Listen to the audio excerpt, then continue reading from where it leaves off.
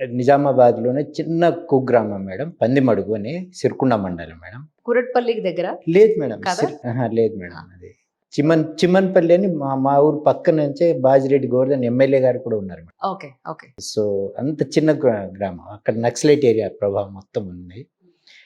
అడవి తప్ప ఏం ఉండదు మేడం. నేను యాక్చువల్‌గా 67 ఓకే. 1967లో పుట్టాను. అప్రాక్సిమేట్‌లీ అక్టోబర్‌లో అనుకుంటాను. షెడ్యూల్ ట్రైబ్‌కి చెందిన మేడం. ఓకే. సో, అప్పుడు డిఎన్‌టి అనే హాస్టల్ ఉండింది మేడం. హుహు. డిఎన్‌టి హాస్టల్ వల్ల మేము కామారెడ్డికి రావడం నేను ఈ స్థాయికి రాగలిగాను మేడం. మా ఫ్యామిలీ గురించి అంటే కొంచెం మా తాత గురించి కూడా చెప్పుకుంటాను. మా తాత చోక్లా నాయక్ మేడం. ఓకే. అతనికి ఆ కాలంలోనే 50స్‌లోనే 40 ఏకర్స్ ఉండినాయి మేడం మా ఊర్లో. అంటే మైలారం అని మా పందిమడుగు నుంచి మైలారం బార్డర్‌లో ఉంది అది సుమారు. మైలారం నుంచి 4, 5 విలేజ్ నుంచి వచ్చి మా పొలం దున్నేవాళ్ళట మేడం. ఓహో! ఓ 40, 50 నాగళ్ళు నడిచేయట మేడం. నాగళ్ళు అంటే ఎద్దుతో ఉంటాయి మేడం. ఇప్పుడైతే ట్రాక్టర్స్ వచ్చినాయి. అప్పుడైతే నాగళ్ళే ఉండేవి మేడం 50స్‌లో. ఆ విధంగా మంచిగా నా తాతగారు మా నాన్నకు మా చిన్నాన్నకు చదివిపించారు. కానీ ఉర్దూ మీడియం నేర్చుకున్నారు వాళ్ళు. సెవెంత్ క్లాస్ వరకు మా నాన్న చదివారు మేడం.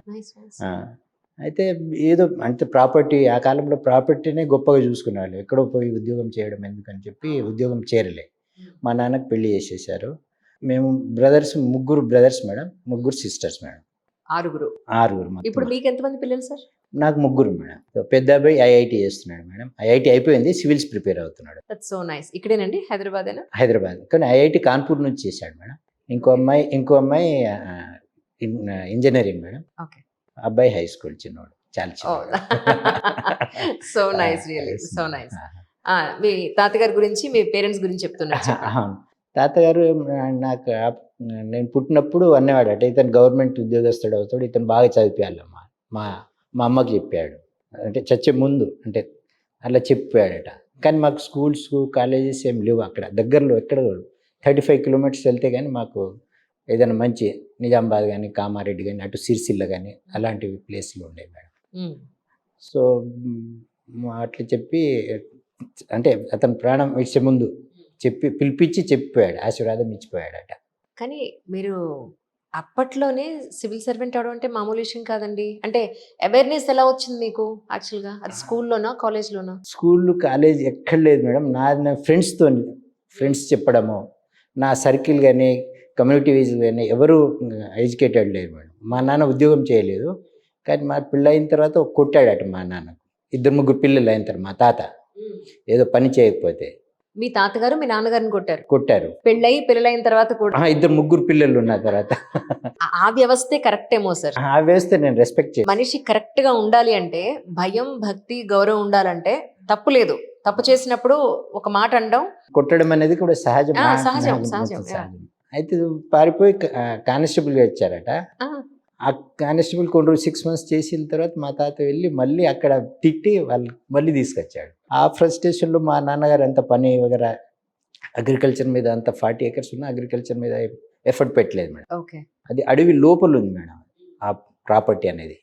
ఆ ఊరు కాదు, ఈ గుట్ట పైన ఉంటుంది మేడం అది ప్రాపర్టీ మొత్తం. ఇక్కడ నుంచి పైకి వెళ్ళాలన్నా స్ట్రైట్గా వెళ్ళాలి 20 kilometers. ఇటు నుంచి అయినా 20 kilometers స్ట్రైట్ అడవి పైన అతను సాహసంతో చేశాడు. కానీ అప్పట్లో ఎంత కష్టపడేవాళ్ళు అండి. గొడ్డు కష్టం. అవును మేడం. ఫుడ్ కోసం వేరేది మాకు పని చేసే వాళ్ళు కూడా జస్ట్ ఫుడ్ ఇవ్వడానికి ఇస్తే చాలు మేడం పని చేసేవాళ్ళు ఆ కాలం. సో ఆ విధంగా ఉండేది. మా ముగ్గురు చెల్లెలు నా చిన్నప్పుడు పెద్దవాళ్ళు మేడం. చిన్నప్పుడు పెళ్ళైపోయింది. మాకు పుట్టింది పందిమడుగు, చదువుకున్నది మాత్రం చిమన్పల్లి. ఇప్పుడు కూడా నాకు జ్ఞాపకం ఉంది. విశ్వనాథ్ సార్ అని మా గురువు మేడం. అతని సిగ్నేచర్ కూడా నాకు జ్ఞాపకం ఉంది ఇప్పుడు.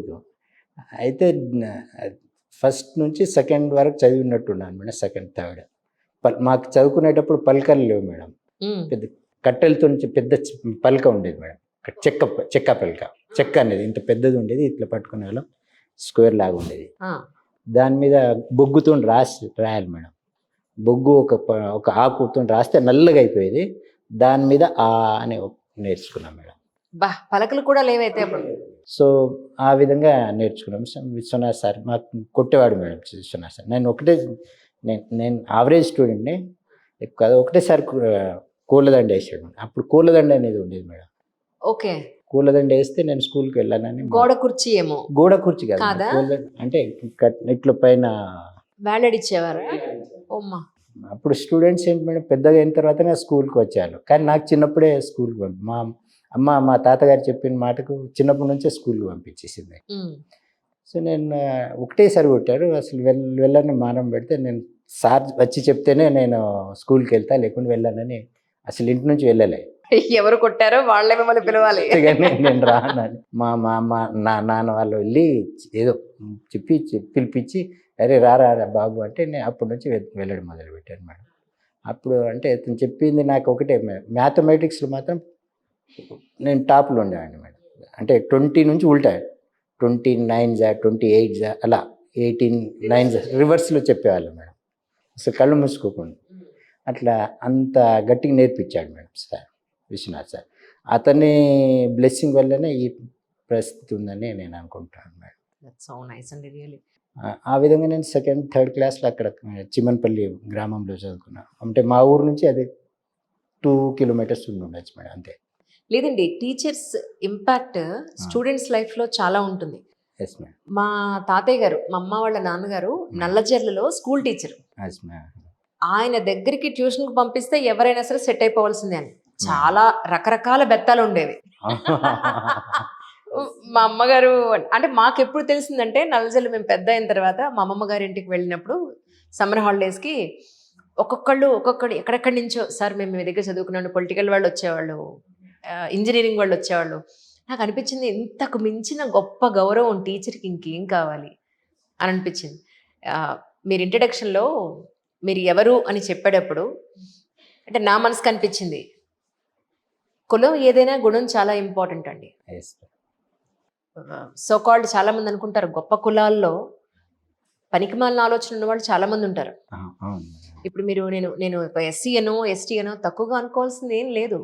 వాళ్ళే గనక చదువుకొని వాళ్ళ దగ్గరే గనక ఒక జ్ఞానం ఉంటే, అంత నాలెడ్జ్ ఉంటే, నాలెడ్జ్ లేని వాళ్ళ ఉన్నత వాళ్ళలో కన్నా కూడా వీళ్ళు ఎంతో ఉత్తములు కదా. సో నేను అనుకునేది ఏంటంటే మోస్ట్ ఆఫ్ ద టైమ్స్ కులం కన్నా గుణం అనేది, నాలెడ్జ్ అనేది చాలా ఇంపార్టెంట్ సార్.